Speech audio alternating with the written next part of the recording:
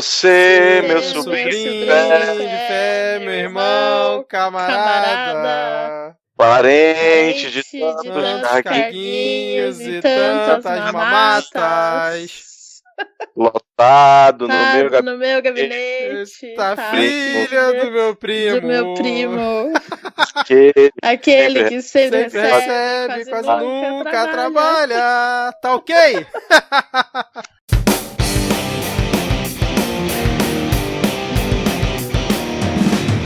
Olá, cidadão e cidadã, tudo bem? Eu sou Vitor Souza e está começando mais um episódio do Midcast Política, nosso episódio 100% sobre política nacional, com um giro por algumas das principais notícias e fatos que ocorreram na última semana. E hoje aqui comigo temos novamente Diego Esquinelo. Tudo bem, Diego? E aí, galera, bom momento aos nossos 10, talvez 11, e por que não 9 ouvintes. Vamos aí. Que isso, cara? 9 ou 20? Tá querendo diminuir a gente agora? Hoje o time tá desfalcado, aí vai que alguém fica com raiva e não quer ouvir. É verdade, cara. Porque hoje não temos aqui o nosso Astro Boy, Rodrigo Hipólito, que está se recuperando aí de uma virose ou algo que ele teve aí que nem ele sabe o que é, mas que ele, pela voz dele, ele está muito mal. Se vocês escutassem, vocês ficariam enojados. Mas em breve ele estará recuperado e talvez na próxima semana de volta já aqui. Pode deixar que ele não foi suspenso. E para reforçar aqui o nosso time, né, já que hoje estamos desfalcados, temos a honra de receber novamente aqui no Midcast Política. Eu já falei disso da outra vez que ela participou, a global dos podcasts de política, Virgínia, a mulher tamarindo. Tudo bem, Virgínia? Tudo bem, vocês? Obrigada pelo convite de novo. Adoro participar. Esse convite antecipado, né, Virgínia? Com uma semana de antecedência. Marcado na agenda. Exato. Não, e o pior é que acabou que foi fundamental a sua participação hoje, mais do que já seria, porque quando eu te chamei, o Rodrigo ia participar, mas aí em cima da hora ele acabou, infelizmente, cancelando. Então, muito obrigado, Virgínia, por ter aceitado aí o convite em cima da hora e em participar aqui novamente. Antes da gente começar, aproveita e faz o seu jabá aí logo, pra quem por acaso não te conhece e tal. Bom, quem não me segue, vai lá no @mulhertamarindo no Twitter. E quem quiser comprar sabonetes cheirosos, perfumes, máscaras de argila maravilhosa, www.alquimistashop.com. Maravilha, Virgínia. Então vamos lá, gente. Como já é de praxe, vamos deixar aqui todos alinhados na mesma timeline. Datar o programa informando que estamos aqui falando diretamente do dia 6 de agosto de 2019. Hoje, novamente, vamos ter todos os blocos já tradicionais desse nosso formato, né? Para quem não está chegando hoje ou não está muito acostumado. Teremos aí a atualização da lista de comunistas, o bloco de polêmicas, piadas e tretas, depois tem o Pega Fogo Cabaré, os momentos Carluxo e Panúncio, e depois teremos a parte que todo mundo acha chato. Vamos lá. Novamente temos aqui o nosso momento aqui de recados e beijos para os ouvintes que solicitaram pra gente ao longo da semana. Então fica aqui o nosso alô para o Davi Ferreira, que se auto-intitula Viciado de Podcasts e tá sempre lá em contato com a gente. E para Juliana Marins. Tem mais gente aí, Virgínia? Um alô e um beijo para Priscila Aires e para o Denis Almeida. O Denis, para quem não conhece, ele é um professor que está sempre tweetando aulas fios no Twitter. Inclusive já teve 2 threads dele aqui no Segue o Fio. E eu, sempre que possível a gente dá RT lá nele. Em breve ele talvez estará aqui participando de algum episódio do Midcast. Um abraço aí pro Denis. Aí. E por último, mas não menos importantes, mandar o forte abraço aí, tá ok? Para o Adrian Lemos. E um beijo pra Cláudia, que é minha amiga daqui de Manaus, que pediu pra mandar um alô pra ela. Maravilha, hein? Momento vira casacas. Bom, antes da gente começar aqui, gostaria de lembrar novamente aqui do PicPay. Tem nosso plano de assinaturas lá por R$2 lá no PicPay para quem quiser ajudar o Midcast a continuar produzindo. É só baixar o PicPay, o canivete suíço dos meios de pagamentos, procurar pelo Midcast, assinar o nosso plano. Você estará ajudando a gente aqui demais a continuar fazendo o nosso trabalho. Então, sem mais delongas, vamos para a atualização da lista de comunistas. Bom, nossa lista de comunistas essa semana teve apenas um acréscimo. Foi uma semana pouco movimentada aí dos bolsominions nesse sentido. E o nome que nós temos aqui, na verdade, é uma empresa que é o Twitter. O nosso... Toilda, a nossa rede social do passarinho azul, que, segundo os bolsominions, essa semana se tornou a rede social do passarinho vermelho, porque parece que no final de semana, Twitter derrubou a conta do @isentões, que é um perfil, né, que se diz isentão no nome, mas que passa pano aí pro Bolsonaro já tem um bom tempo. Ele tenta dar aquela fachada de que tá falando mal e que é contra a corrupção e tudo mais, mas que apoia já o Bolsonaro há um bom tempo. E aí o Twitter, por algum motivo, derrubou a conta, deixou lá indisponível, e aí os não foi por algum motivo, né?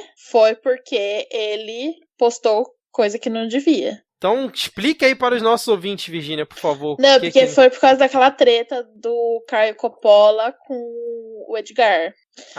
Exatamente. O perfil, ele pegou uma informação do Portal Transparência que é pública, só que o que estava lá no Portal Transparência é que o governo Temer pagou a Jovem Pan e as pessoas que participavam do programa, eles pagaram por um merchan, acho que de alguma coisa. Era uma publicidade do governo. Uhum. E aí aparece lá listado todo mundo que recebeu, entre elas a empresa do Edgar. Só que entendi. O jeito que eles recortaram o print ficou parecendo que o Edgar que tinha ganhado a maior parte, entendeu? Como sempre, né? Ele faz isso, isentou. Ele manipulou a informação. A informação de fato era pública, mas foi manipulada. E aí todo mundo... Creio que muita gente denunciou e por isso o perfil caiu. Obviamente, lembrando que censura não se aplica a plataforma sujeita a termos de uso, né? Só pra... Pode chorar à vontade. Muito bem observado, Virgínia. Parabéns. Mas foi isso mesmo. Os isentões, ele tem essa mania, né? Ele pega um dado bruto, vamos dizer assim, faz o recorte do jeito que ele quer e publica como se ele estivesse fazendo um grande serviço para a sociedade, né? Ele já faz isso há um bom tempo. Diego, você quer comentar alguma coisa aí? Não, isso quer dizer que isentão tem mais que se fuder mesmo. Porque todo isentão a gente sabe o que digitou na urna no segundo turno, né? Então. Uma vez eu recebi um reply horrível dele. Você já teve esse desprazer de receber um reply dos isentões? Foi no dia que aquele candidato rasgou a placa Marielle. É o Rodrigo Amorim, imbecil. Isso. E aí eu fiz um tweet falando que era horrível, tá, não sei o quê, e eu preciso achar o print desse reply, e ele falando do tipo, deveriam fazer mais, assim, era alguma coisa, eu lembro que todo mundo ficou horrorizado, tanto que ele apagou o tweet. É um perfil escroto do caramba. Demais. Eu já tretei com ele, acho que uma ou duas vezes. O jornalista de Google. Exato. Bom, eu fico preocupado, às vezes eu tô tipo no ônibus ou em algum lugar pesquisando os tweets do Carlos pra colocar aqui na pauta. Tipo, se alguém ficar olhando no meu celular e ver que eu tô pesquisando o tweet deles, tipo, o que vai pensar de mim? Tem que tomar mais cuidado com essas coisas.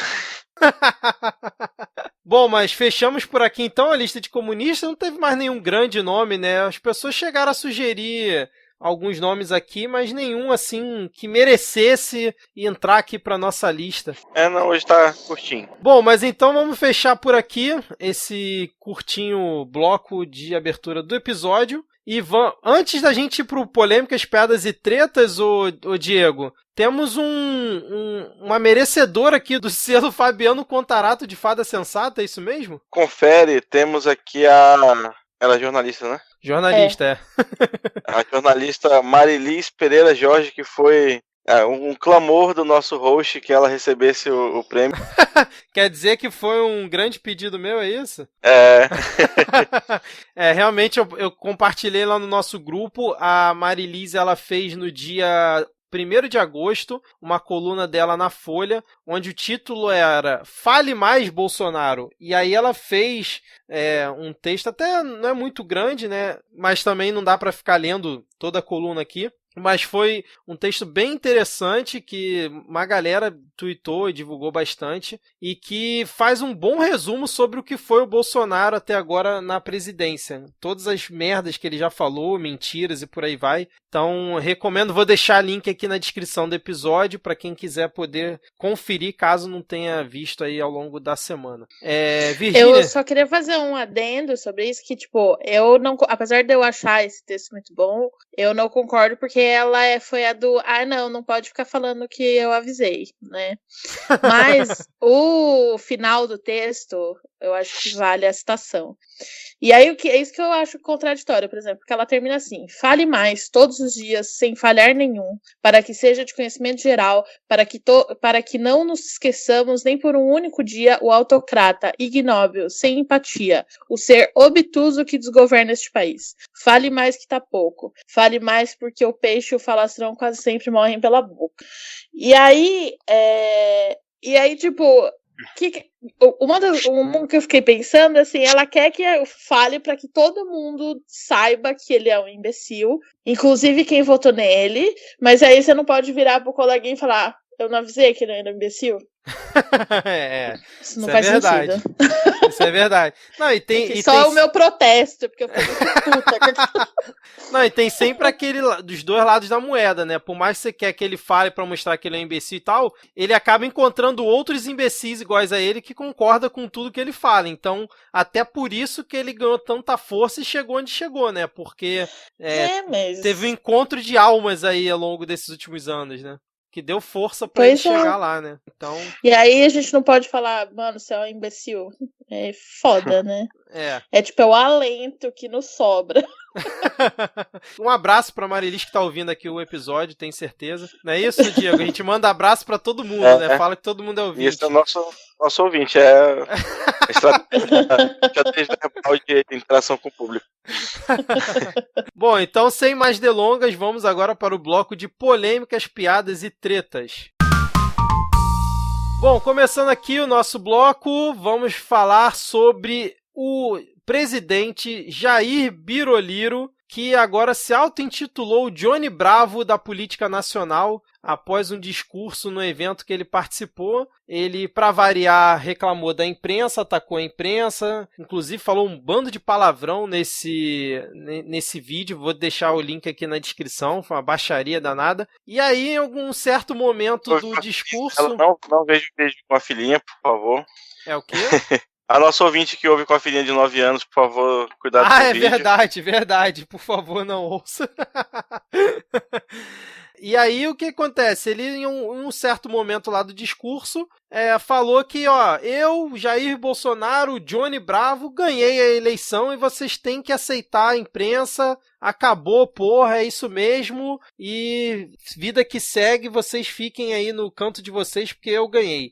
E aí, por algum motivo que a gente não sabe qual é, vamos discutir aqui, ele resolveu utilizar esse personagem famoso da Cartoon, que se você agora pesquisa Johnny Bravo no Google, você já tem referências ao Bolsonaro, ou seja, ele conseguiu estragar um personagem que eu confesso que eu nunca gostei, mas que um personagem infantil, que tinha lá suas características, agora quando você pesquisa por ele, você encontra a foto do Bolsonaro, assim, lamentável, né? Vocês acompanharam essa treta aí, essa polêmica do Bolsonaro e Johnny Bravo? Ai, tem como evitar as polêmicas do Bolsonaro? Não tem, né? Infelizmente. Alguém me ensina.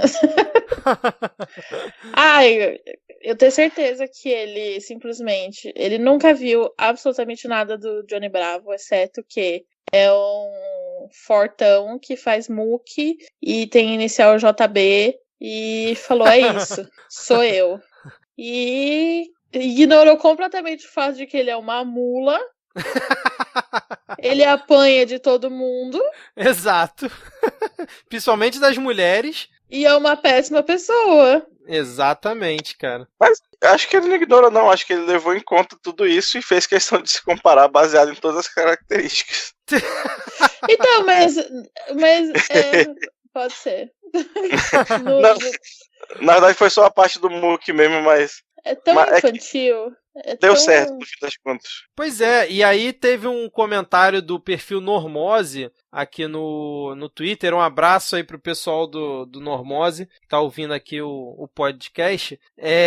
Eles comentaram o seguinte no post, no tweet do Bolsonaro, né? Que o Bolsonaro depois fez um tweet com a imagem do Johnny Bravo, pra fazer uma referência que ele tinha falado, né? Como a Virgínia disse, completamente infantil, né, cara? Aí eles comentaram o seguinte: Jair Johnny Bravo, personagem carismático, mas estúpido, que só pensa em falar de si e adora ser rejeitado enquanto insiste na mesma tática. JB adora ser mimado pela mamãe, que o protege de qualquer idiotice que ele fale. Será que a mãe do Jair Bolsonaro são seus eleitores? Muito bom.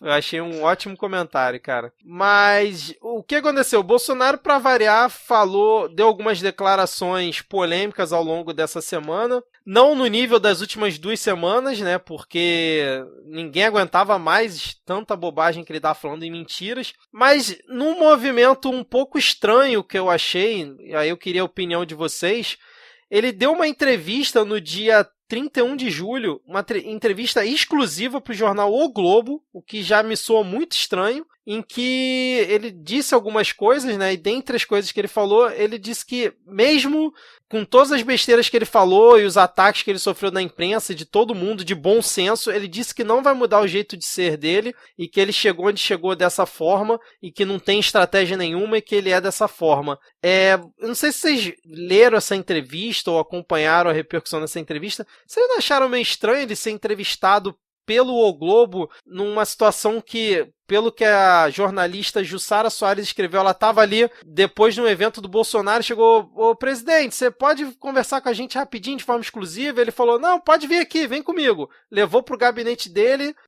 respondeu o que ela queria, não criticou, não atacou o Grupo Globo, fez piadinha e ficou por isso mesmo, publicou e tá tudo certo. Vocês não acharam meio estranho isso? Olha, eu acho que ele simplesmente não sabia que era o Globo. Será, cara? Não é possível. Não, mas tipo, tem alguma lógica o que esse homem faz? Porque, ó, por exemplo, ele fez isso dia 31, certo? Isso. Daí hoje ele passou uma MP com o objetivo claro e expresso e declarado de foder com o Globo. É verdade. Com, no caso, o valor econômico, que é do Grupo Globo. Então, assim, eu não descarto esse nível de burrice, assim. Não, mas ele tava com assessores em volta. Ele tava... Achou a jornalista bonitinha e falou: vamos lá. Também pode ser. É alguma coisa assim, do tipo, tô fazendo nada, beleza. Mas ele tava com os assessores ali do lado, né? Ela deve ter se identificado que era do Globo. Será que não, cara? Você tá esperando demais, hein? Eu não faço ideia. Cara. E eu não sei nem do tipo, mesmo sabendo que era do Globo, o que pode ter feito ele dar essa entrevista. Sei lá, ele acordou de bom humor. Em vez de ele comeu 2 pães com leite condensado. Tava com a glicose lá em cima, né? Aí resolveu dar entrevista pro Globo. Sei lá. Ou era o clone dele. Isso aí valida a teoria do Rodrigo, né? Que acha que o Bolsonaro, na verdade, é um autômato. Vai ver que programaram ele errado nesse dia. E aí ele resolveu dar entrevista lá pro Globo. Tipo aqueles bots que dão resposta doida pra tweet nada a ver, assim. Exato. Foi uma falha ali. Exato. Mas eu vou deixar também o link dessa reportagem aqui na descrição. Nessa matéria ele também falou que acha estranho o dia que ele não apanha da imprensa, porque todo dia ele apanha. E aí deu até uma rotina dele, né? Falou que ele acorda antes das 4 da manhã e já sai mandando mensagem de WhatsApp pros ministros. O que é estranho, que ele falou outro dia que não trata nenhum assunto de governo no WhatsApp, mas falou que manda mensagem de WhatsApp pros ministros, pros assessores.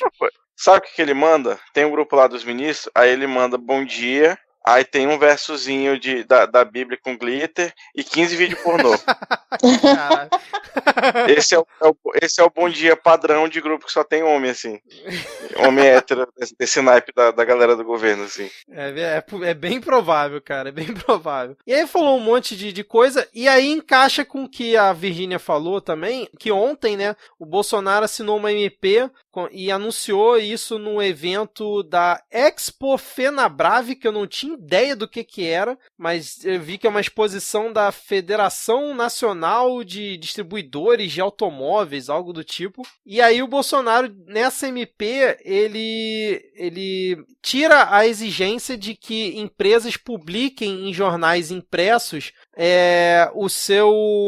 Como é que dá o nome? Oh, meu Deus do céu. O seu balanço, exatamente, o seu balanço. E aí, segundo ele, as grandes empresas gastavam com jornais em média R$900 mil por ano. E aí, segundo foi divulgado na imprensa, os jornais arrecadavam por ano, eu não tinha ideia disso. Primeiro que eu não tinha ideia que isso existia, e segundo que eu não tinha ideia das cifras, né? Que são R$600 milhões por ano que as empresas gastam, né? No caso, os jornais arrecadam só com essa questão das empresas terem que divulgar seus balanços nos jornais. E aí, como a Virgínia falou, o valor econômico vai ser o principal atacado com isso, que parece que 40% do valor do faturamento do valor econômico vem dessa publicação de balanços.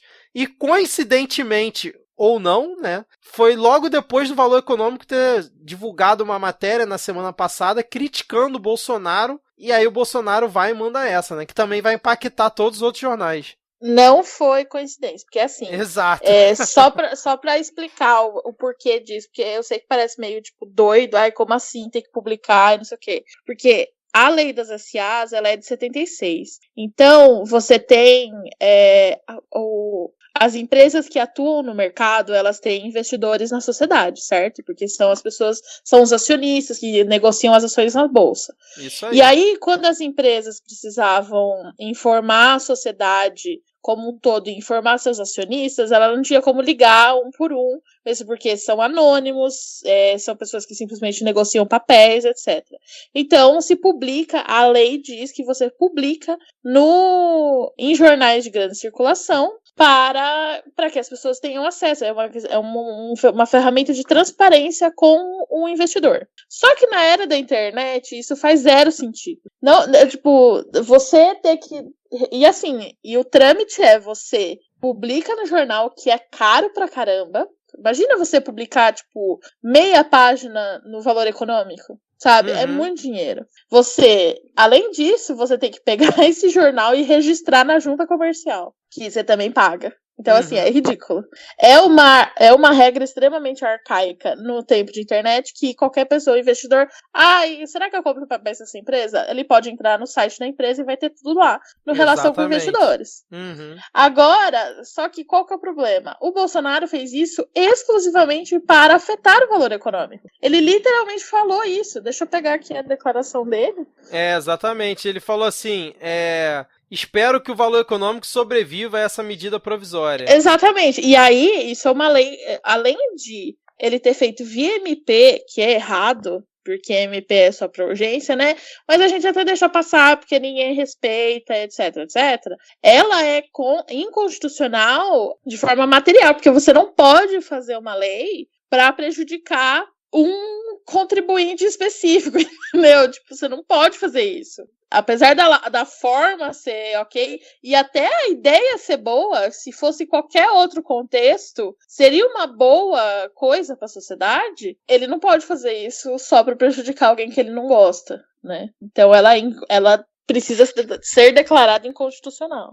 Que é uma coisa que a gente já até falou no último episódio, que ele cada vez mais vai achando que é um mini ditador aqui do Brasil, né? Achando que ele pode fazer o que ele quer contra quem ele não gosta, e se alguém dá algum dado errado, ele manda exonerar e manda embora, ou exerce a pessoa. Vamos supor, você é o Bolsonaro, né? Você quer foder o valor econômico. Deus! Não, vamos lá. Você é o Bolsonaro. Você quer foder o valor econômico. Aí você pensa, porra, vou tirar as publicações, né? Aí, beleza, você tá com isso dentro de você. A única coisa que você tem que fazer é ficar quieto. Só isso, você só precisa ficar quieto. Mas não, ele vai lá e ainda conta. Não, tô fazendo pra foder o Exato. É muita burrice. Porque se ele não fala nada, esse negócio ia ser divulgado, mas não ia ganhar o mesmo barulho que ganhou por conta dessa declaração dele, né?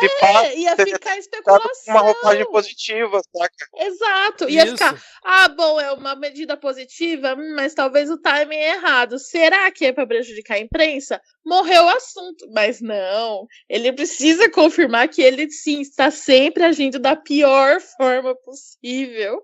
E ele tem orgulho de falar. Exatamente, cara, exatamente.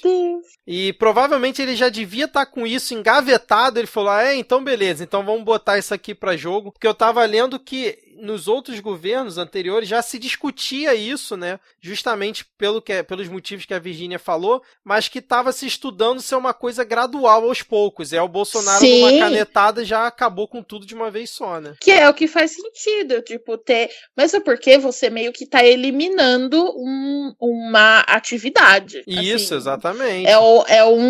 Tem empresas dedicadas exclusivamente a isso. Uhum. Então, precisa ter um período de adaptação aí, mesmo porque tem coisa que ainda precisa, né? Então também tem que adaptar, mas é foda.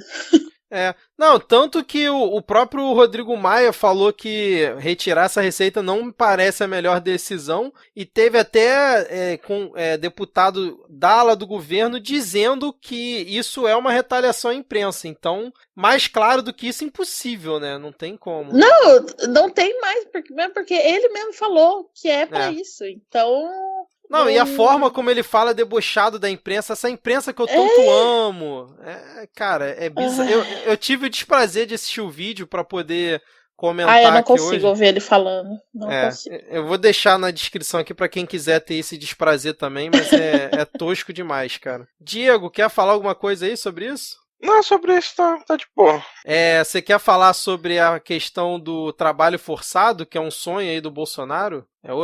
Mais uma polêmica que ele disse aí ao longo da semana. Então, isso até tem relação... Eu vi, acho que foi anteontem, saiu domingo, né? Tem aquele programa do John Oliver na HBO. É tipo...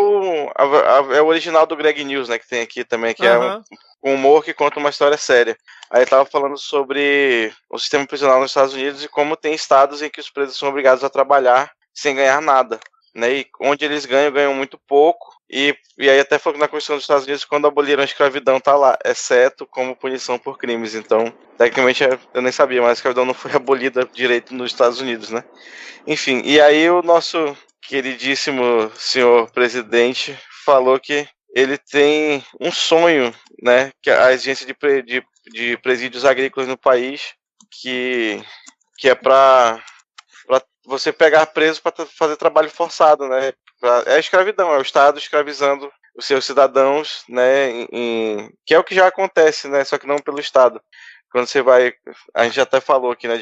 Em lavoura de cana e de soja, essas coisas e tal, sempre, de vez em quando vai gente presa pela escravidão, aí o senhor presidente queria institucionalizar essa política tão bonita, né, de fazer pessoas trabalharem de graça em condições degradantes. Exatamente. Isso foi na mesma semana lá da questão lá de Altamira, né, que ele falou, desdenhou do caso, né, dos 62 presos que foram mortos lá no presídio. Então, ele consegue, como a Virgínia falou, né, ele consegue piorar os assuntos, né, ele consegue dar mais exposição ao assunto com as besteiras que ele fala. Impressionante. Bom, vamos passar aqui para o próximo tópico, que eu queria perguntar para vocês se a mamata acabou no governo Bolsonaro depois que ele entrou, porque parece... Estão falando aí que o Bolsonaro, por acaso, já colocou 102 parentes ao longo da história política dele nos gabinetes aí da família e tal.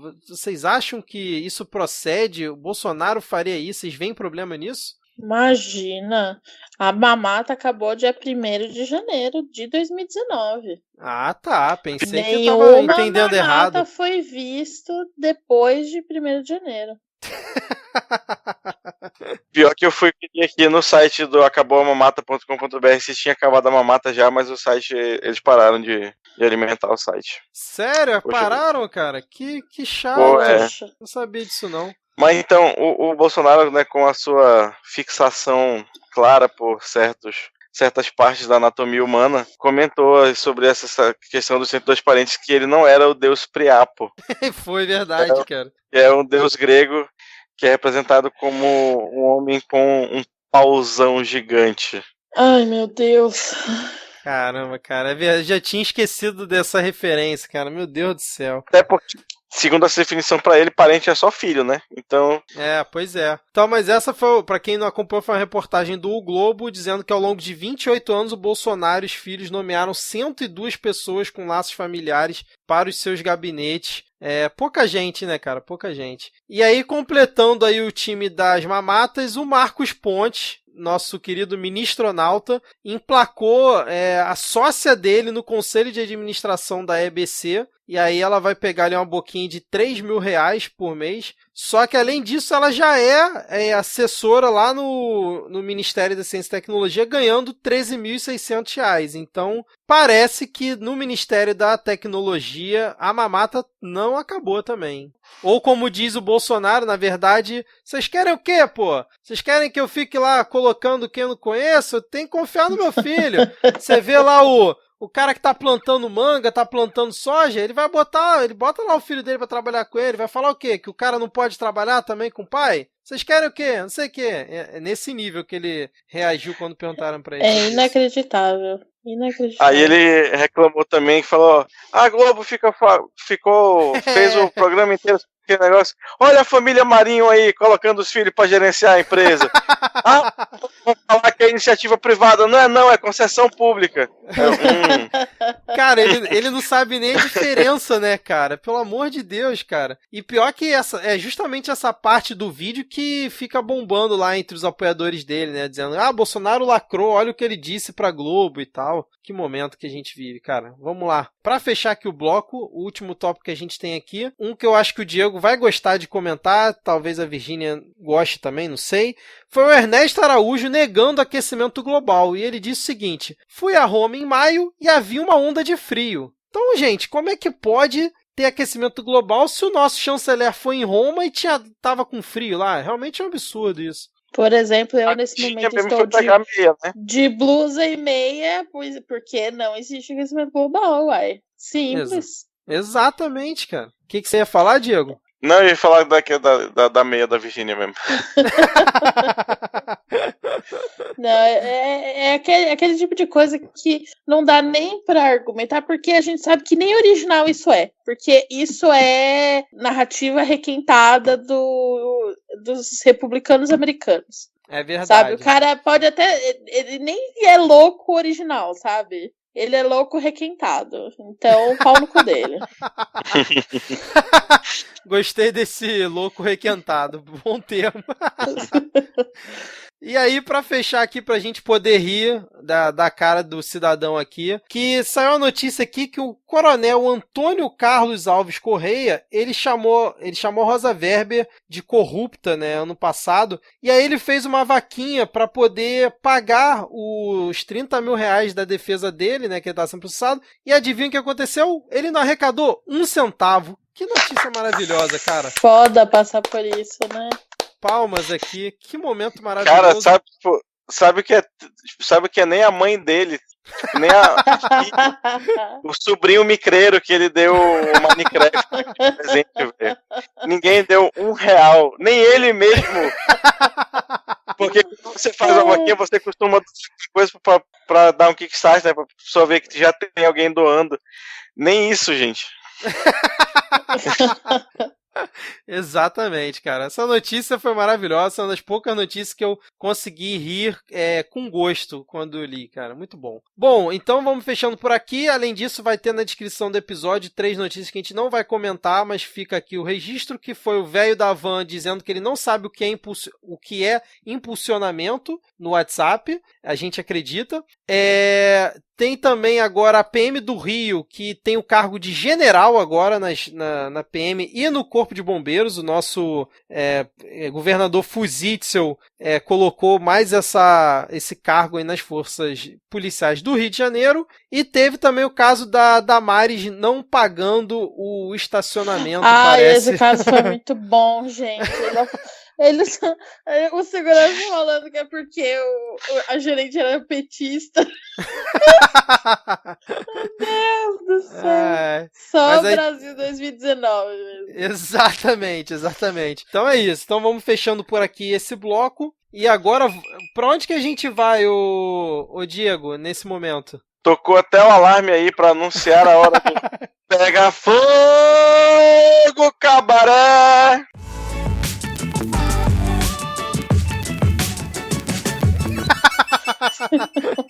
Você tá meio devagar hoje, hein, ô Diego? É o sono, né, cara? Vamos falar aqui então da suposta briga que o Valdo Cruz trouxe lá na Globo News, interna lá no COAF, porque parece que o Jair Bolsonaro tá querendo a demissão. Na verdade, não é o Bolsonaro, né? Aliados lá do Bolsonaro estão querendo a demissão do presidente do COAF, que é o Roberto Leonel, que ele foi indicado pelo Moro, né? Quando o COAF ainda estava sob o guarda-chuva do Ministério da Justiça, só que parece que o Bolsonaro e a galera aliada dele não curtiu muito quando o Leonel criticou a decisão do Dias Toffoli, né, quando suspendeu os inquéritos baseados em dados compartilhados pelo COAF, que óbvio que por um acaso, assim, por uma coincidência absurda, acabou favorecendo o Flávio Bolsonaro, né, que estava sendo investigado lá. Então, e o PCC, milícias. Exatamente. Tudo coincidência. E aí parece que tá tendo essa queda de braço nos bastidores, que a galera do lado do Bolsonaro tá querendo que demita ele, e aí tá nesse embate, e parece que já falaram que a decisão cabe ao Paulo Guedes, mas como a gente tem visto no governo, se o Bolsonaro implica com alguém, a pessoa acaba caindo uma hora ou outra, né? Com certeza. E cai queimado ainda. Pô. Mas aí o Oswaldo Eustáquio faz uma reportagem inventando coisas, assim, daquele jeito. Exatamente. Oswaldo Eustáquio. A gente falou dele nos últimos 2 episódios. Infelizmente falamos dele, né, cara? Mas então o Cabaré tá pegando fogo aí nesse caso. Vamos ver o que vai acontecer. Como o Bolsonaro ainda não queimou publicamente o cara, pelo menos eu não vi, então pode ser que o cara ainda tenha uma sobrevida, né? Porque não foi o que aconteceu, por exemplo, com o presidente do INEP, né? Que o Bolsonaro, a gente comentou no último episódio, do INEP não, do INPE, que a gente comentou no último episódio que o Bolsonaro acabou demitindo ele, a gente vai falar mais pra frente aqui no episódio. Vocês acompanharam essa questão aí do consórcio do Nordeste? Eu confesso que eu ainda não entendi muito bem como é que vai funcionar isso. Então, eu achei super legal, uma sacada muito boa, porque, querendo ou não, a gente sabe que o Bolsonaro tem preconceito com o pessoal do Nordeste. Hoje mesmo saiu uma reportagem, uma declaração falando que o Bolsonaro vai liberar verba para o Nordeste se os governadores falarem que apoia o governo. Então, assim, eles estão sendo achacados pelo governo federal. Então, eles tomaram atitude, já que o governo federal tá cagando e andando para diplomacia com os outros países, eles se organizaram em um bloco. E aí, eu não sei se é bloco ou associação, eu não sei exatamente a natureza. É consórcio. É consórcio mesmo. É um consórcio em si, né? Aí tem CNPJ próprio para negociar direto com a Europa, Estados Unidos, China, etc. São Paulo já faz isso, né? A gente, por exemplo, o Dória tá lá na China, negociando coisas para São Paulo, pro Estado, porque se depender do Bolsonaro, a gente tá fudido. E foi uma puta sacada, porque isso também dá protagonismo para os governadores do Nordeste, né? E acaba meio que criando forças para bater de frente com o governo federal. Então, achei ótimo. Deveriam fazer mais. A ideia é eles fazerem compras de materiais em bloco, né? Isso. Também. A união faz a força, né? Bolsonaro não recebeu, se reuniu com eles no dia seguinte, já. E aí eles têm aqueles planos que a gente comentou no programa passado de segurança pública e de um tipo de mais médicos regional também. todo esse planejamento aí. Porque São Paulo tem cacife para bancar sozinho esse tipo de coisa. A gente tem banco de desenvolvimento próprio. A gente, são outras condições. A gente não precisa necessariamente de um bloco para contratar direto. Mas eles estão certíssimos em fazer isso. Imagina. E fora que a gente nunca precisou do governo federal para isso, porque é notório que nos últimos, 260 anos do governo PSDB, desde a FHC inimizades, digamos, a gente não tem o apoio direto do governo federal. Então, também, São Paulo meio que teve que se virar sozinho. E aí o Nordeste hoje tá passando pela mesma situação. Então, estão certo eles, vai negociar em bloco mesmo. Foda-se o governo federal. E aí tem até... Sobre o Nordeste... Tá, fala aí, vai. Não, eu ia falar que saiu uma notícia que a Caixa reduziu o financiamento pro Nordeste, não sei se era isso que você ia comentar. Era isso que eu ia falar. Então fala aí, pode falar. Né, só pra gente ter noção de que o preconceito do Bolsonaro ele não é só retórico, né? Ele tem efeitos práticos. Quando ele fala que não tem que dar nada para esses governadores de Paraíba, saiu notícia, né, de que a Caixa esse ano, ela faz empréstimo para estados e municípios fazerem obras e tal. E aí esse ano só 2,2% de todo o montante que a Caixa emprestou foi para estados do Nordeste. O normal nos anos anteriores era cerca de 21%. Né? Então existe uma política de estrangulamento do Nordeste. Sim. Né? Exatamente, cara. Bom, vamos lá. Próximo item que a gente vai comentar aqui, para fechar aqui o Pega Fogo Cabaré, é o embate que o Frota está tendo internamente lá dentro do PSL. Lembrando que o Alexandre Frota ele já entrou aqui para a lista de comunistas dos bolsominions, né, já que ele meio que rompeu com o governo. E aí o Frota ele atacou os bolsonaros em uma carta que ele fez recentemente, mas ele disse que não quer sair do PSL, aí criticou a indicação do Eduardo Bolsonaro para a embaixada, e aí depois a Carla Zambelli, né, que é também deputada, falou que vai pedir a expulsão do Alexandre Frota do PSL, e aí hoje o Frota soltou uma notícia, né, na verdade, uma afirmação dizendo que ela não manda em nada e que isso seria uma total hipocrisia se ela estivesse falando em pedir ele para sair. A minha pergunta para vocês é a seguinte: a gente deve levar em consideração o que o Frota está falando ou a gente leva só como piada? Eu vou abrir a Coca-Cola, por isso vai fazer barulho. Mas eu sou da opinião... muitas vezes o pessoal vê uns tweets meus na minha timeline e do tipo, nossa, mas você tá falando isso? Eu sou uma defensora do falar a língua do seu público. E às vezes isso envolve você...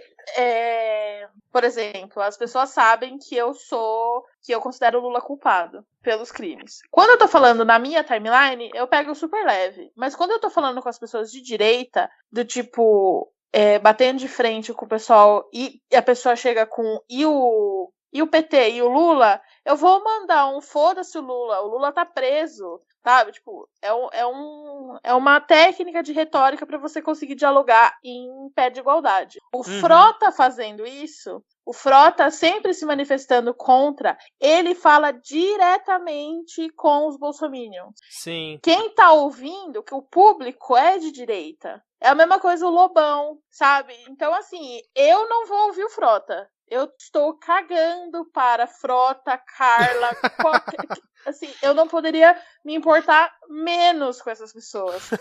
Só que elas falando, do tipo, quem tá ouvindo elas, quem está lendo o que elas falam, é importante. Então, assim, eu acho que ele tem que sempre fala mais, dê todas as suas razões, escreva 1 milhão de textos, e é isso. Essa é a minha opinião.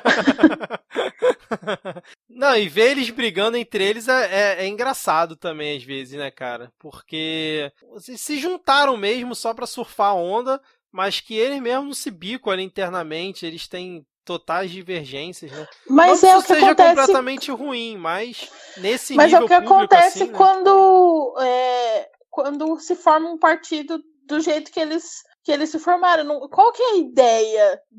A ideologia do PSL é o ódio. Exatamente, é óbvio exatamente.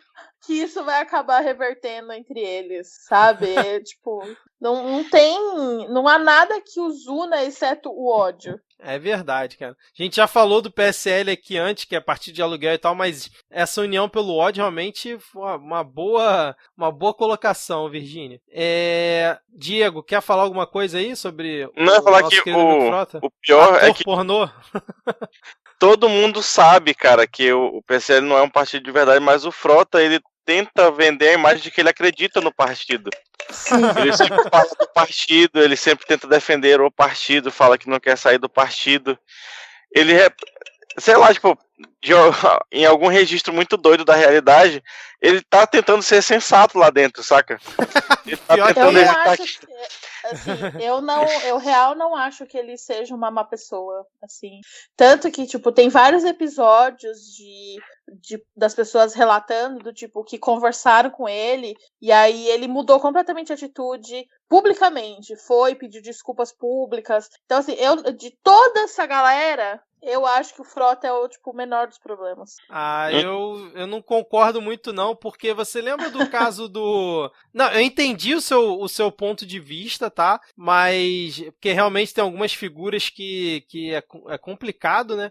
Mas você lembra quando a Patrícia Campos Melo fez aquela reportagem lá do Caixa 2, durante a eleição, né? Do disparo lá em massa, do WhatsApp e tal. Um dos maiores críticos lá dela foi o próprio Alexandre Frota. Na época chamou ela de vagabunda, chamou de puta do PT e tal.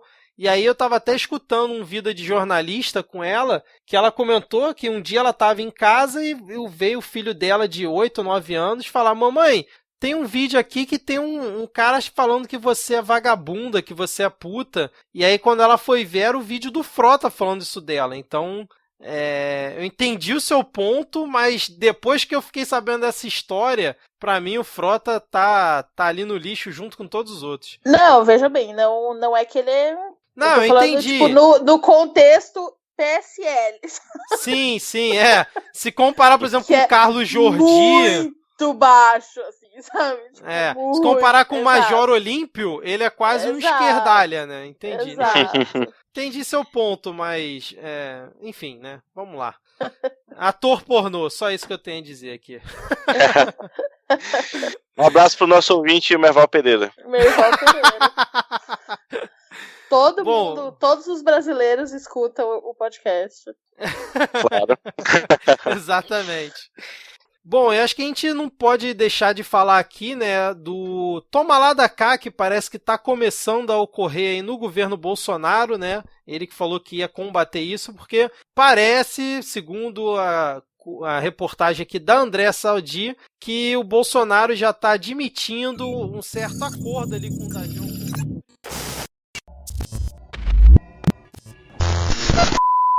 Olá, patriotas do Midcast! Aqui é a voz do boletim do globalismo brasileiro, trazendo para o debate dos senhores a seguinte manchete completamente caluniosa do websítio G1, que afirma que auxiliares de Bolsonaro admitem aceno a Alcolumbre com vagas no CAD. Segundo os globalistas, a equipe extremamente qualificada do nosso senhor presidente salve amado líder Jair, o Messias, já fala nos bastidores de que faz parte o governo ceder indicações de nomes para o Conselho Administrativo de Defesa Econômica, o globalista CAD, caso Alcolumbre facilite a aprovação de Dudu, o nosso Dudu Bolsonaro, ao posto de embaixador brasileiro nos Estados Unidos da América.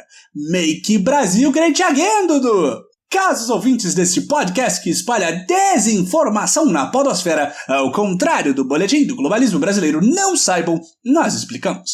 A indicação de embaixadores precisa atravessar o Senado brasileiro, que aprova ou não os altamente qualificados indicados a este cargo tão importante na diplomacia nacional.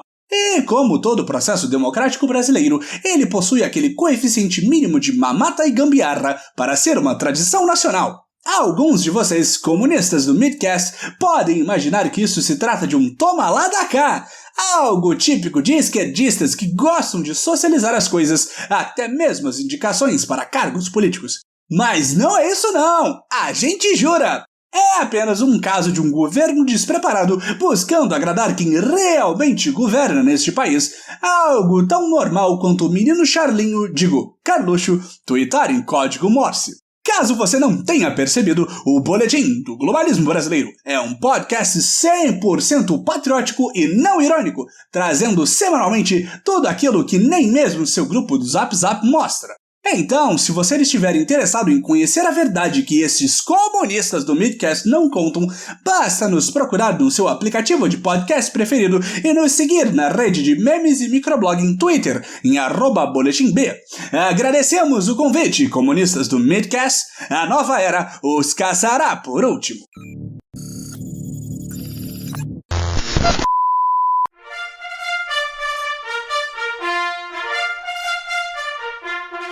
Diego, esse momento é todo seu. Fala aí qual foi o momento Carluxo dessa semana. Só fazendo uma breve memória, porque não, a gente comentou nos programas atrás que o Carluxo estava atacando o pau no General Heleno, né, dizendo que não confiava, que quando ele ia a Brasília não aceitava a segurança do GSI. E aí, que dia... Hoje, olha só, hoje, às 10h38 da manhã, ele tweetou o seguinte: estive em Brasília visitando meu pai e amigos e fui gentilmente recebido pelo General Heleno. Agradeço ao ministro pela maneira carinhosa que me recebeu e me tratou. Volto logo. Um abraço aos membros do governo pelo excelente trabalho que vem desenvolvendo. Primeiro momento Carluxo não fincado no ódio, né, cara? Foi no amor não, agora. Assim, e as frases têm começo, meio e fim, cara. Acho que já estamos tentando traçar até um perfil psicológico aqui do Carluxo, né? Quando ele tá no momento de raiva, ele não faz sentido. Aí quando ele tá no momento mais tranquilinho, aí ele já começa a entender como é que a gramática funciona, negócio de sujeito, objeto, verbo, olha só. Não, e até abandonou o código Morse, né, que agora ele não tem mais utilizado. Pois é, não, eu até aposto que se ele fizesse um código Morse falando sobre amor, ele ia acertar, porque ele sempre coloca o código Morse errado.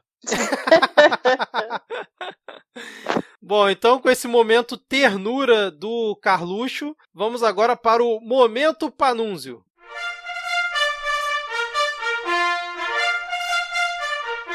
Não, o nosso excelentíssimo senhor ministro de Estado, que balança, mas não cai, né?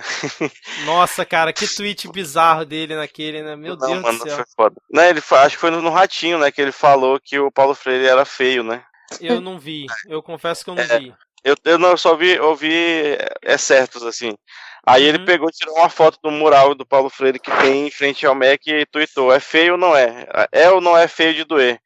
Aí o Panúnzio deu RT e comentou: e já tu é bonito pra caramba, né? A diferença é que esse aí do mural era um sujeito inteligente e notável, já você... Panúnzio mantendo o seu ritmo aí toda semana. O Panúnzio é um caso clássico de apanhou da mulher e tomou jeito.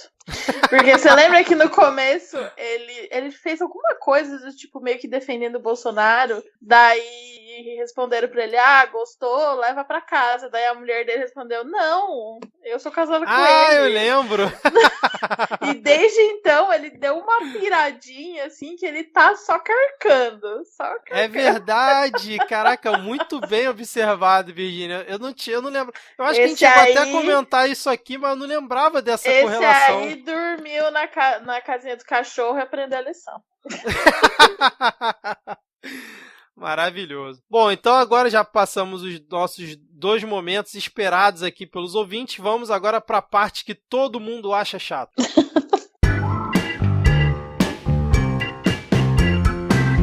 Bom, chegamos agora aqui no último bloco, que foi o bloco que acho que a Virgínia mais gostou de participar no último episódio que ela teve aqui, porque ela falou: como assim, parte que todo mundo acha chato? A parte debatendo os temas tão legais. É a carne, é o filé mignon, é o prato principal do podcast, pô. Que a gente faz questão de deixar aqui pro final. Aliás, Virgínia, o episódio que você participou tá no top 5 do Midcast esse ano, cara. Fico muito feliz. Esse vai superar todos. Sucesso total. Vamos começar então pelo tema que eu acho que a Virgínia é a nossa especialista aqui do dia, tá mais inteirada, comentando lá no Twitter, acompanhando todo o desenrolar que tem acontecido nessa última semana, que é sobre os desdobramentos da Vaza Jato. Saiu coisa nova e coisa importante aí nessa última semana. Por onde que a gente começa? Aqui na pauta tá meio que uma timeline, mas Virgínia, se você quiser começar comentando aí do que você achar mais importante, pode ficar à vontade. Olha, a gente acho que pode ir puxando, né? Porque nos últimos vazamentos, uma vaza-jato puxou a outra. Sim. Eu não sei até qual que vocês comentaram. Não, o que teve agora, né, dessa última semana pra cá, foi que saiu, acho que foi na Folha, né? Primeiro foi o caso do Moro omitindo a palestra remunerada dele na prestação de contas, na época quando ele era juiz federal. Sim, não, mas antes disso, você lembra qual que foi o último vaza-jato que você comentou? Não, a gente comentou todas que rolaram até agora. Tá, a gente só não comentou o que saiu realmente nessa última semana. Tá. Então, começou com o Moro omitindo palestras. Porque o juiz tem a obrigação de informar, porque como não é uma atividade meio que permitida, o juiz só pode ser, além de juiz, professor, né? E aí palestra é aquele famoso área cinzenta, né? Da onde vem a liberação da palestra para juiz? Porque, tipo, o juiz falar em cursinho de concurso, né? Do tipo orientação de carreira, ou então aula magna, essas coisas, entraria. Esse seria o aspecto puro da permissão de dar palestra, né? Mas, como estamos falando de Moro e Companhia Limitada, eles iam lá Moro falar da Lava Jato. Dallagnol e Moro. Né? Eles iam falar da Lava Jato. E aí, quando regulamentaram a questão das palestras, criou-se a obrigação de reportar todas as palestras. Assim, a remuneração não é obrigada a reportar, mas você tem que falar se é ou não remunerada. Uhum. O que disse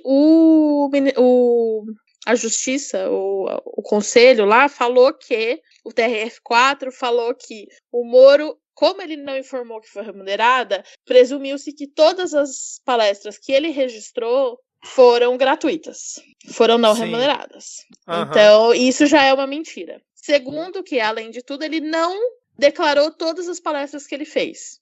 Identificaram 7 palestras que ele não declarou. Não, e aí ele deu a desculpa que na época não tinha sistema. Porque assim, né? Exato, o sistema, tipo, a obrigação foi criada, sei lá, em julho de 2016 e o sistema ficou pronto em 2017. Mas eles tinham que preencher retroativamente. E aí foi que ocorreu o lapso.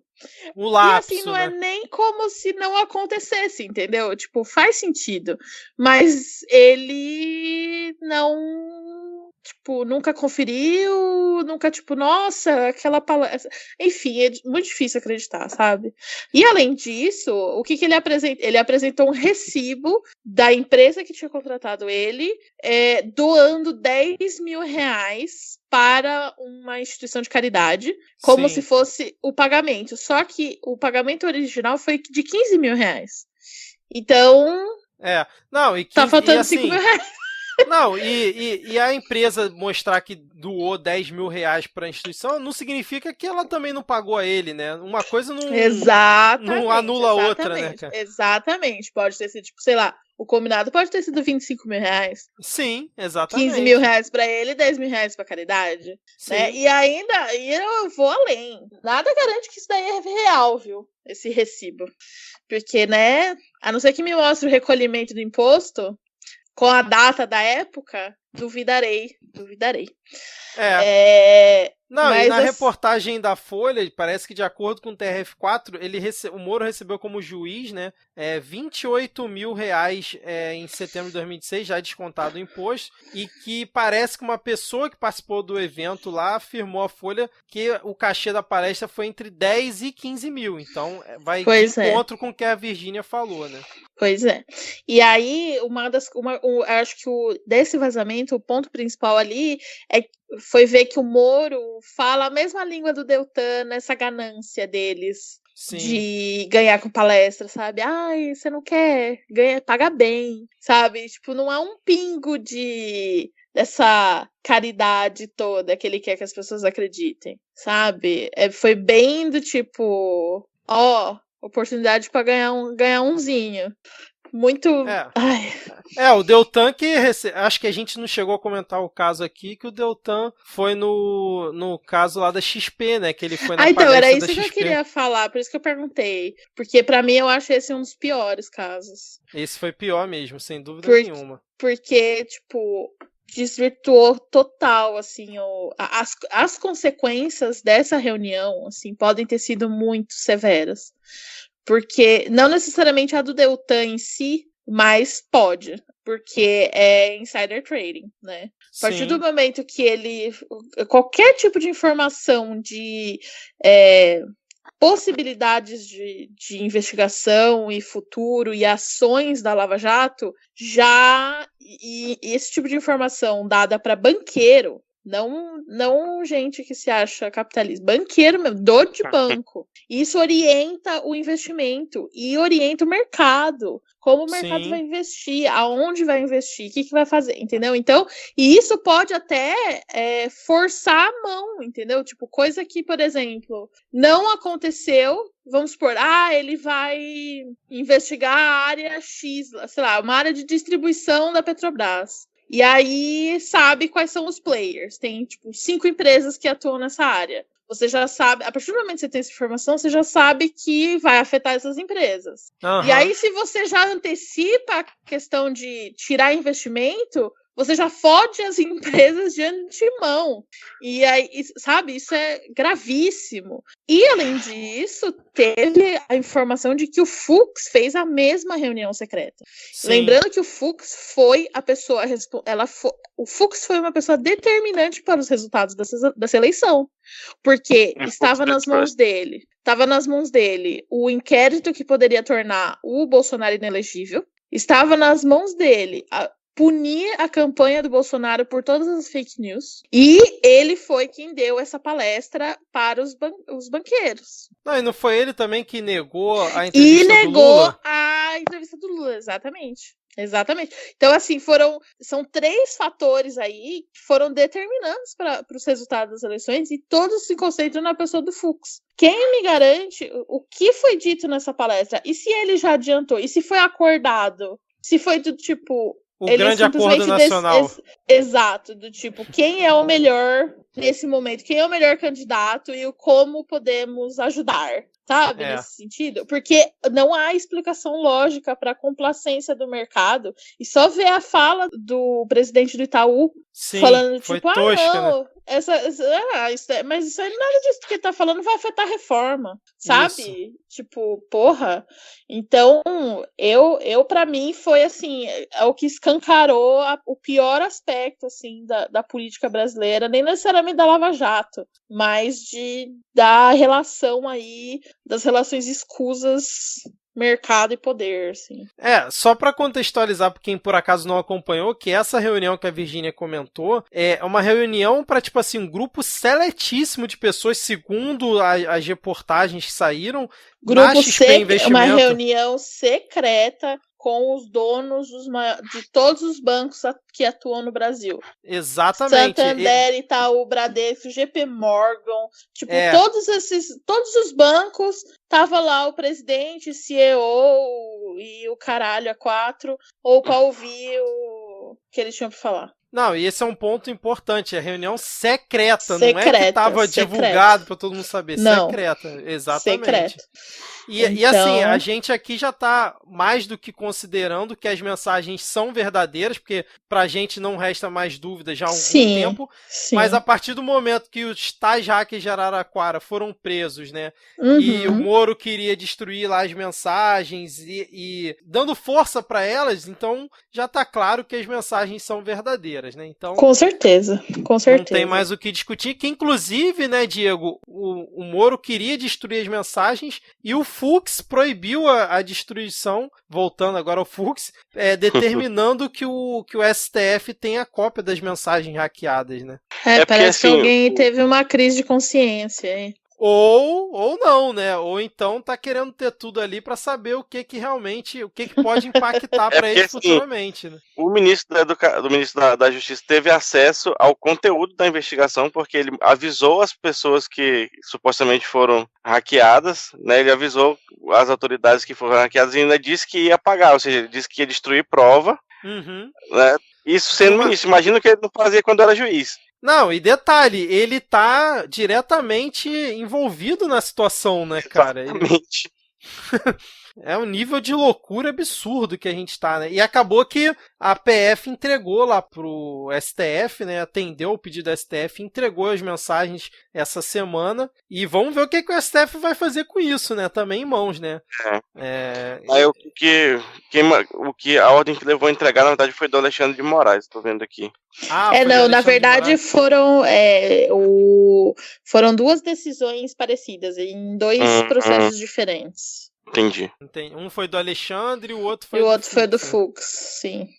E aí, né, teve teve esse do Deltan, da reunião secreta, teve o do Moro das palestras, e aí teve o que eu imagino que dá para considerar um único vazamento, que é a atuação do Deltan e da Força Tarefa contra os ministros do STF, e especificamente Dias Toffoli e Gilmar Mendes, no sentido de que hoje foi revelado que o Deltan tem como sonho Gilmar Mendes e Dias Toffoli fora do STF. Então, eles atuaram para investigar os ministros, tentar ligar o Gilmar Mendes com o Paulo Preto. Para quem não sabe, o Paulo Preto é o operador. Ele é tipo o Youssef, só que de São Paulo. Ele quis investigar a Guiomar Mendes, a mulher do Toffoli,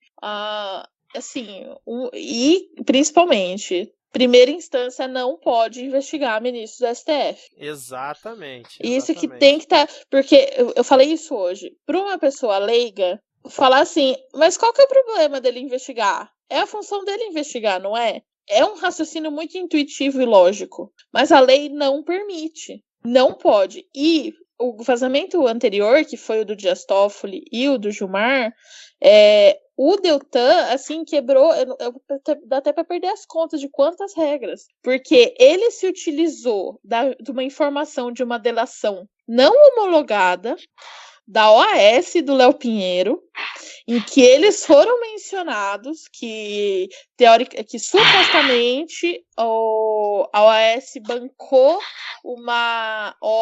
fez uma obra na casa do Dias Toffoli. Essa informação está na delação que não foi homologada, ou seja, não cabe como prova, porque ela só vai valer se homologar e quando homologar. E assim, a regra da delação os advogados adiantam algumas coisas. Porque, né, você precisa primeiro que dar o Ministério Público tem que dar uma espiadinha no ouro para ver se vale a pena ou não. Sim. E aí, quando fala não ok, você lavra os depoimentos e aí vai para homologação. Então, assim, não era para o Deltan ter acesso a esse tipo de informação. Ele teve. Se utilizou dessa informação com a ajuda de um funcionário da Receita Federal, que também não poderia fazer o que fez, começou a ir atrás do Dias Toffoli e do Gilmar Mendes.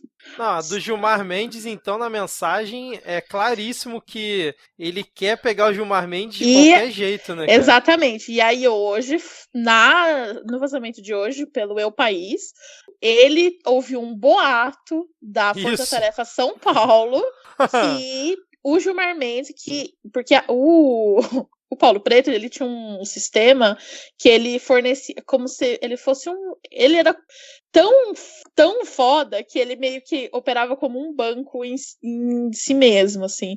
Ele tinha cartões de crédito, quem lavava com ele tinha cartão de crédito para usar o dinheiro. Caralho. Tipo, Nossa senhora. Gênio, né? Gênio.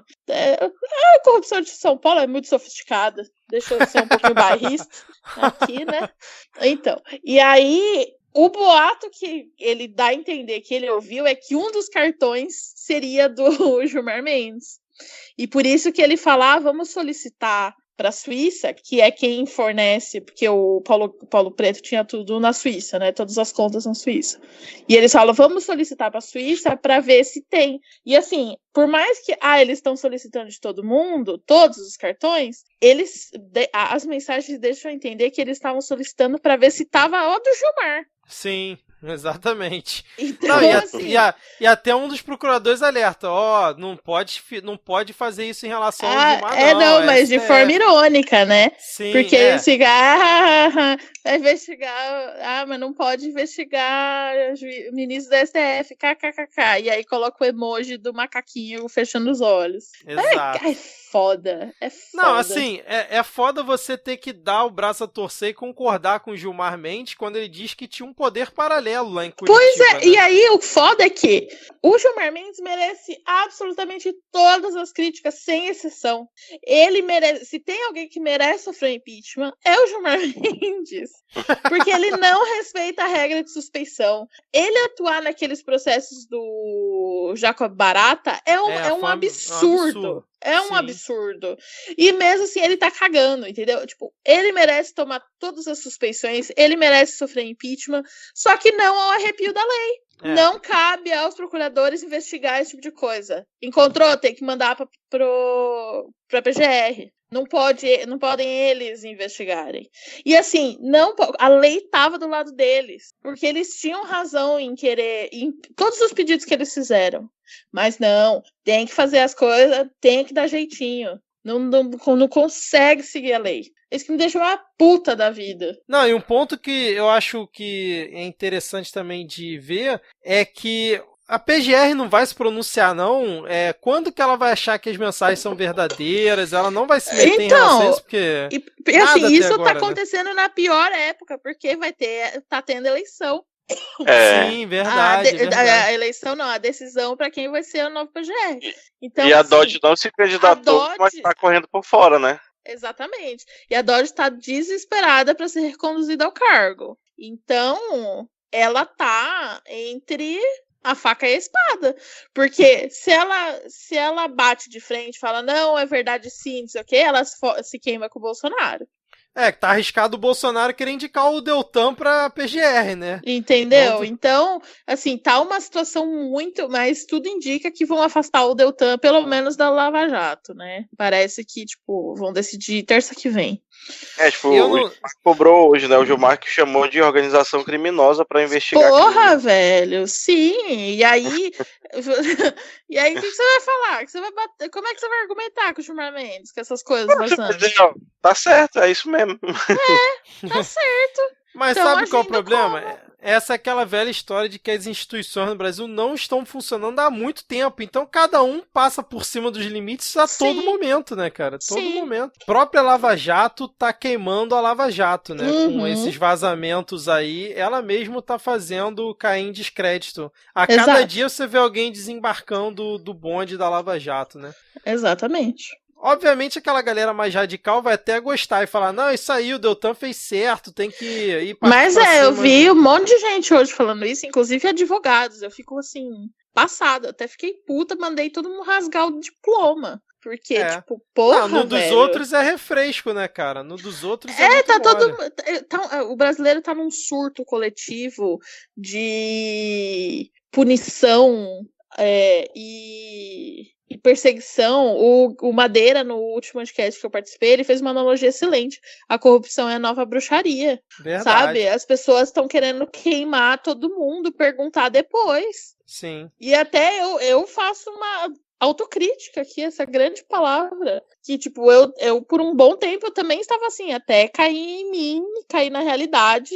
E, tipo, na real, nem foi assim, um estalo. Foi que a evidência de que estava tendo abusos começou a ser maior do que a própria Lava Jato. Então, assim, não tinha como mais. É verdade, é verdade. Boa parte da galera ficou cega. Eu também faço essa meia-culpa que no início, quando você vê a Lava Jato prendendo político, prendendo Porra, isso, quem é fazendo que aquilo... não comemora? Sabe? O dia eu lembro, assim, como se fosse hoje, o dia da prisão dos empreiteiros, que foi a 15ª fase, que simplesmente eu acordei, todos os donos das maiores empreiteiras estavam presos, Sim. sabe? Isso não acontecia. É. Isso não acontecia no Brasil. Então, foi prenderam um senador em exercício, sabe? A Polícia Federal foi no Senado. Então, foi uma mudança de paradigma nos casos de corrupção do Brasil.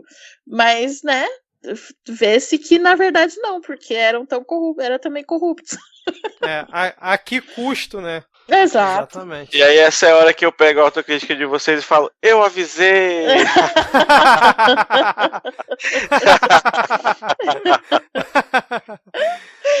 Bom, vocês querem falar mais alguma coisa da Vaza Jato? A gente já tá meio estourado aqui no tempo, mas tem um tópico aqui que com certeza o Diego quer comentar, que é sobre o novo contingenciamento do governo federal, né, Diego? E a educação ficou aí mais 100 alguns milhões. Você acompanhou isso aí? Pois é, cara, não vai ser dessa vez que eu vou conseguir comprar uma geladeira nova pro meu laboratório. Pois é, cara.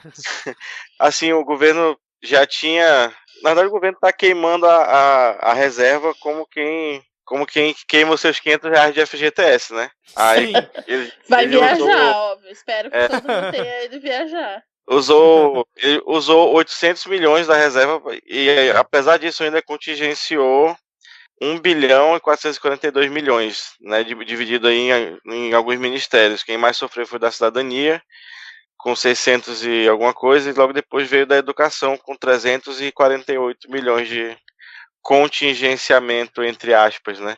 E aí esse contingenciamento, eu estava até vendo uma explicação em algum podcast um dia desse, que é um dinheiro que tinha dinheiro desse que até já estava na conta da universidade, mas o governo tirou e colocou em uma outra conta que a universidade não tem acesso.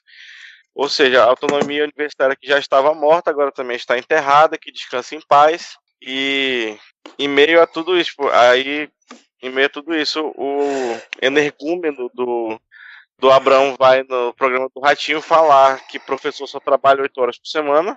É verdade, ele viu isso aí, cara.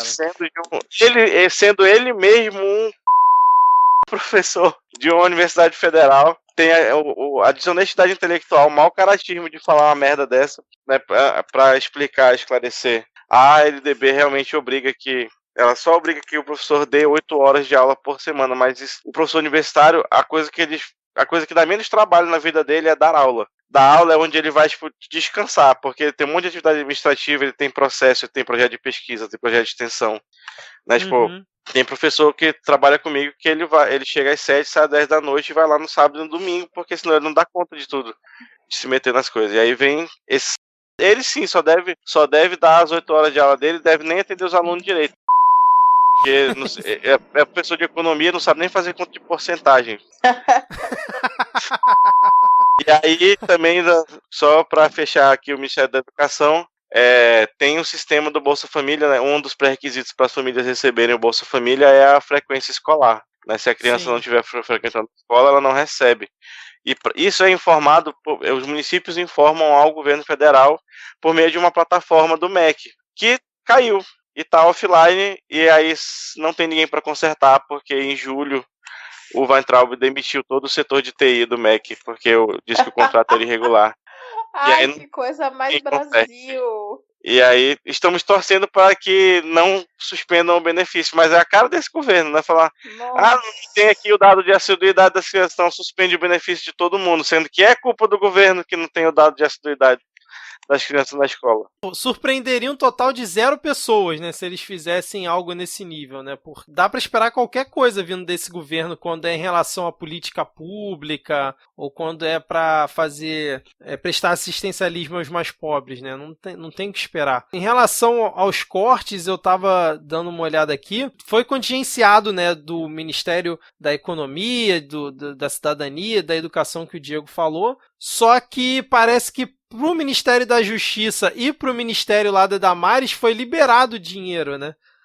Parece que foi 60 milhões pro Ministério da Justiça e 5 milhões lá pro Ministério da Damares. Será que o governo tá querendo dar uma moral aí para esses 2 ministros? Ou será que foi só alguma coisa técnica mesmo na hora de distribuir a grana? Eu acho que eu aprendi há muito tempo na vida uma regra. Que ela diz que no mundo tem gente que é bonita e tem gente que é feia. Depende de quem tá olhando, né? Então, claramente, alguém acha esses ministérios bonitos, acha os outros ministérios feios. Entendi. Faz sentido. Virgínia, você acompanhou esse tópico aí? Você quer comentar alguma coisa? Não é. Eu tenho uma quantidade limitada de energia de revolta pra dar conta. Então tem assuntos que eu literalmente ignoro. Tipo, o Ernesto eu ignoro. O imbecil da educação eu ignoro. De ministros eu foco no Moro e no Salles. Senão eu vou surtar. É verdade, cara, é verdade. Não dá. A gente aqui toda semana meio que surta também com essa galera, porque é complicado acompanhar, realmente. Sem a menor mas aí você comentou do Salles, pra gente ir pra parte final aqui, já encerrando o episódio. Teve aí a treta do INPE que a gente falou, né, que a gente já vinha comentado no episódio anterior, que o Ricardo Galvão acabou sendo exonerado do INPE após o Bolsonaro ter criticado lá os dados do INPE sobre desmatamento e tal. E aí, essa semana, né, colocaram um diretor interino no INPE, que foi o cidadão, deixa eu pegar o nome dele aqui, Darkton Policarpo, que é um general da reserva, não é isso, Diego? Não sei se você viu isso aí. Ele é um militar, eu só sei que ele é um militar. Isso, é um militar, eu não sei também se é general. Mas ele disse que essa questão de aquecimento global não é a praia dele. E ele agora Olha, tá por aí... incrível que pareça, eu tô muito feliz, porque ele não, pelo menos ele não negou, sabe? Tipo, falou, mas ele admitiu, não é comigo, não, deixa. Não, mas ele falou que o que ele leu até agora sobre o tema, ele não chegou a uma conclusão se o fenômeno realmente existe ou não. Ótimo. Já é melhor do que os outros, entendeu? É melhor do que falar que foi a Roma e tava frio, né? Exatamente. Isso é verdade. Esse é o nível que a gente chegou. Esse é o quanto baixo está a nossa exigência. Exato, é verdade. Eu não tinha pensado por esse lado, Virgínia. Eu ia criticar ele, mas é verdade, cara. Ai, caramba, cara. Não, e aí parece que agora no final do dia, o Marcos Pontes, ele rebateu a questão do Bolsonaro falando sobre os dados do INPE, porque ele disse que os dados do INPE não são mentirosos, precisa ali rever o sistema, ter ali uns ajustes, fazer uma coisa mais moderna, mas que os dados não são mentirosos. Bom, pelo menos um sopro de... Como é que a gente vai ver? Esperança? Eu não diria esperança, mas um sopro de racionalidade desse governo, né? E pelo menos aí o Marcos Pontes falou tanta asneira nos últimos dias, pelo menos nesse ponto ele deu uma aliviada, né? Vamos dizer assim. Sim. Vamos encerrando aqui, Diego. Como é que foi essa história de oceanógrafo do sertão e a polícia invadindo o evento do PSOL? O que foi isso aí, pra gente fechar aqui o episódio? Cara, na verdade eu acho que esse podia estar até lá em cima, na parte das piadas, mas que pegaram um oceanógrafo que trabalhava há mais de 30 anos em Fernando de Noronha e realocaram ele para uma unidade do IBAMA no interior do sertão. Maravilha, e aí aquela história que o sertão já foi má, agora ele, acho que aparentemente ele tá encarregado de Ai, meu Deus do céu, cara. Só rindo pra não chorar, né? Não, e essa história aí... Não, é que assim... vai. o objetivo tá ficando muito claro com o que eles querem. Eles querem, do tipo, vender todos os nossos recursos, os nossos pontos turísticos com recursos, tipo, que é ponto turístico de natureza, né? Fernando de Noronha, Abrolhos, etc. Eles querem vender para resorts. Por exemplo, eles querem que Abrolhos vire Cancún. Não seria Angra que eles estavam falando que vira Cancún brasileira? Algum deles, mas assim... Era lá onde tem as usinas nucleares. Quem conhece... então é Angra, desculpa. Quem conhece a história de Cancún e o que eles fizeram, a destruição que foi Cancún pra Cancún ser o que é hoje, sabe? É justamente isso. Literalmente, eles estão loteando o país, sabe? Tipo, quem leva primeiro. É isso que eles estão fazendo. E isso vai acontecer com o Fernando de Noronha. Isso vai acontecer com os outros grandes pontos turísticos de recursos naturais que temos. Não, o mais impressionante, fazendo uma correlação que você falou, é que na entrevista que a gente falou do Bolsonaro aqui no início do programa, que ele falou um bando de palavrão, né, que ele falou o negócio do Johnny Bravo, em uma parte da entrevista eu assistindo, ele fala, não, tinha um contexto que agora eu não vou lembrar, mas a frase que ele fala assim, nós não vamos ficar entregando nossas riquezas naturais aqui para os outros, vocês acham que a gente vai ficar deixando tudo de mão beijada, igual os governos anteriores faziam? E é justamente o que ele tá fazendo. Como assim, cara? Cara, é inacreditável a retórica que essa galera usa e o gado vai indo de encontro a isso. É uma coisa impressionante, cara. Cada dia vai ficando pior. Mas, ô Diego, comenta aí desse caso do sindicato lá no evento do PSOL, que foi um momento muito, eu diria, estranho, né? Pra não usar um termo leve aqui, né? Não, teve... começou, a gente deu até o furo de reportagem aquele dia sobre a invasão da PRF aqui em Manaus, né? Verdade. E aí dessa vez estava tendo um evento lá e a polícia chegou pedindo identificação, querendo intimidar mesmo, assim, chegou com mais força. E aí foi em São Paulo. Mas o que eu queria comentar de verdade era o tópico anterior, que aí é um 3 em 1, que é bem rapidinho. Que é... Vamos esperar o trem passar. Se me convida, tá convidando o trem também. Então, chega desse preconceito. Tô me sentindo o Ivan aqui no Anticast. Fala. Então, tem uma comissão, né, que agora tá ligada ao Ministério da Damares, que é a Comissão Especial de Mortes de Desaparecidos Políticos durante a ditadura. E aí a presidente desse órgão que era a Eugênia Augusta Gonzaga, que é a procuradora da República. Ela foi indicada para ser substituída por um advogado filiado ao PSL e assessor da ministra. Né? Só que aí, como esse é um órgão que tem uma certa independência, o Conselho Nacional do Ministério Público barrou a indicação desse cara, e aí o cargo está vago por enquanto. E aí, só enquanto a gente está falando dessa comissão, o Ministério da Damares ele tem suspendido a concessão de auxílios e pensões para familiares desaparecidos durante a ditadura.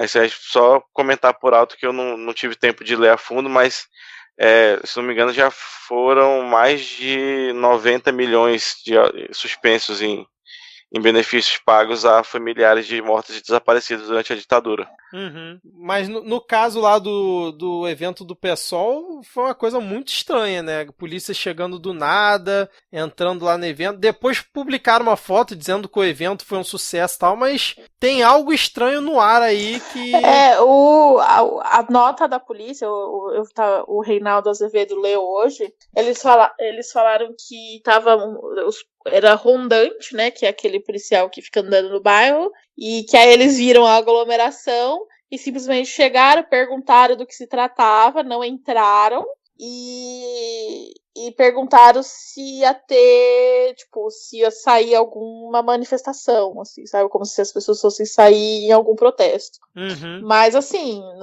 não sei.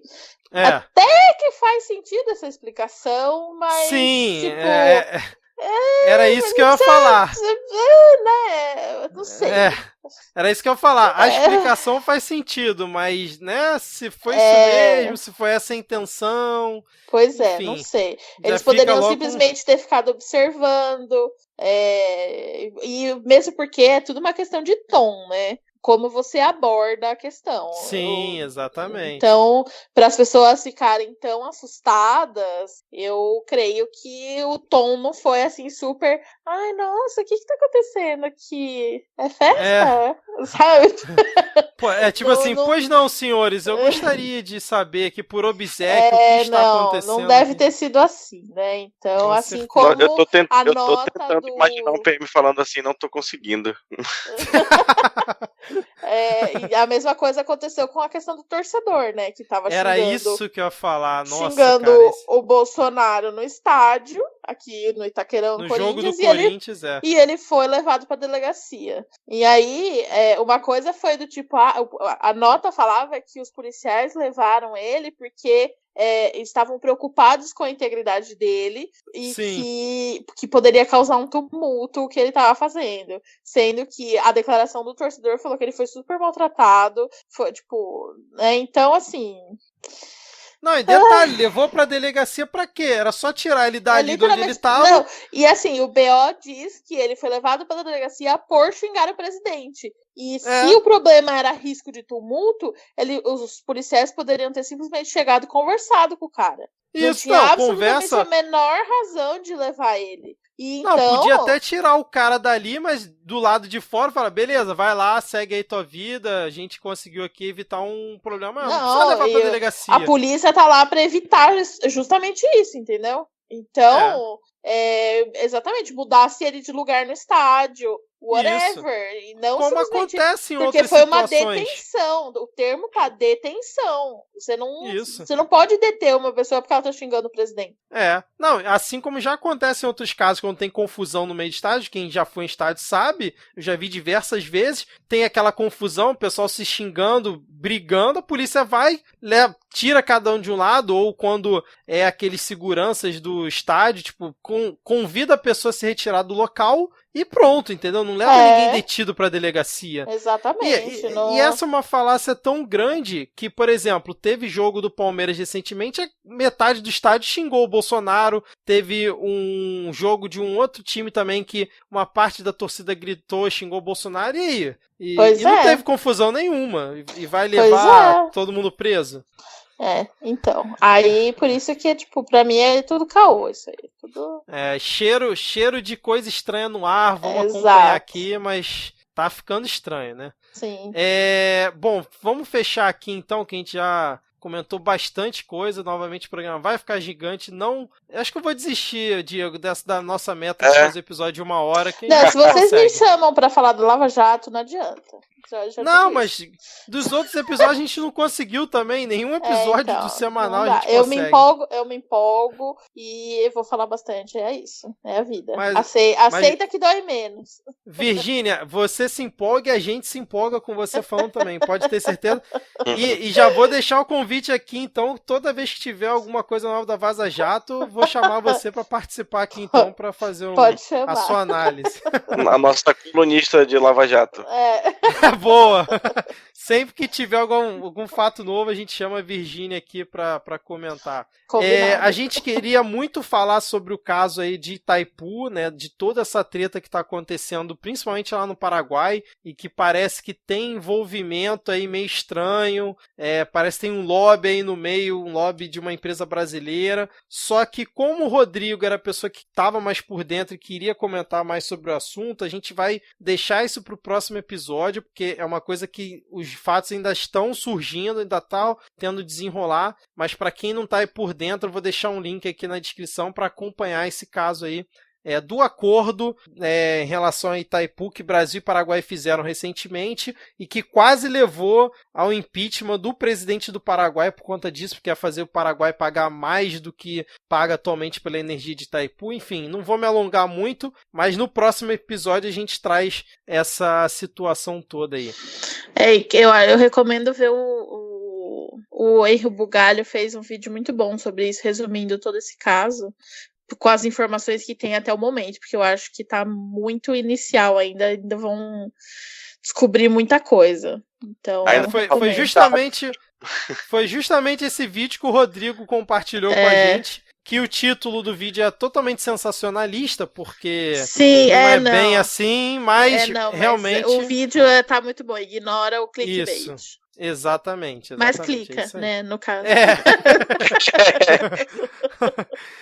Bom, não sei se a Virgínia tem alguma dica na parte de dicas culturais, além do vídeo aí do Henry Bugalho, mas enquanto ela vai pensando se tem ou não, eu já digo aqui que eu não tenho, eu queria dar a palavra pro Diego para ele dar a dica dele dessa semana aí, que com certeza ele tem. É que eu tava de férias, né, então eu tava assistindo muita coisa, eu vou indicar a série da Amazon Prime, The Boys, que é de super-herói, mas é tipo... Os super-heróis são contratados por uma empresa e dá um monte de merda e tá bem divertido. Tô quase terminando a primeira temporada e... Assim, é absurdo, mas é divertido. Um pouco de diversão nessa pororoca de notícias ruins é sempre bom, né, cara? Porque é difícil aguentar, cara. Tanto que o Rodrigo tá de cama aí por conta de não conseguir acompanhar o governo, cara. Caiu de cama aí, tá mal, cara. Mas ele vai se recuperar semana que vem, tá aqui com a gente. Virgínia, você tem alguma dica, alguma coisa que você queira indicar? Faça seu jabá de novo, caso queira. A minha dica cultural é comprar meus sabonetes, né? Ficar muito perfumado. Não, brincadeira, não sei. Não estava preparada para dicas culturais. Não, sem problema. Se não tiver, não tem problema, não. É porque o Diego e o Rodrigo, eles são pessoas que gostam de deixar dicas aqui para os ouvintes. Eu mesmo, geralmente, nunca indico nada aqui. Mas então, vamos fechar por aqui? Acho que ficou um bom episódio. Falamos bastante e acho que os ouvintes vão gostar dessa volta aí da Virgínia para mais um episódio do Top 5 aí do Midcast. Espero. Então vamos agora dar tchau para os ouvintes e até a próxima. Valeu! Valeu, tchau, gente.